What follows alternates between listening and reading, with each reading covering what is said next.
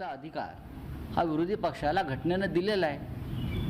अजित पवारांना टार्गेट कशा करताय कोण? अजित पवारांना जेव्हा टार्गेट केलं तेव्हा ते भाजपात सामील झाले, प्रश्न संपला त्यांचा.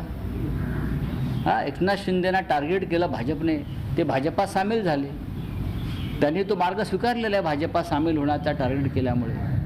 अशा प्रकारचे अनेक भ्रष्टाचारी, गुंड, बलात्कारी हे भाजपात सामील होतात टार्गेट झाल्यावरती. तर नवीन काय आहे? त्यांचा आज वाढदिवस आहे. देवेंद्र फडणवीस आणि अजित पवार यांच्या दोघांसोबतही काम करण्याचा तुमचा अनुभव आहे.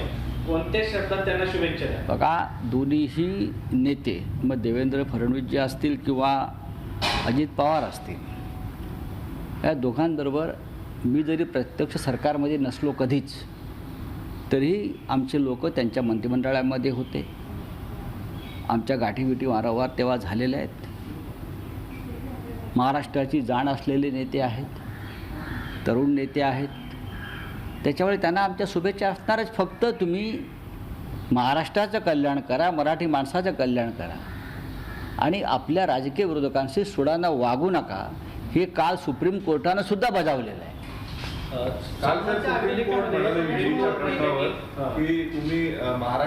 आता isakal.com आहे देशातील नंबर 1 ची मराठी न्यूज वेबसाईट.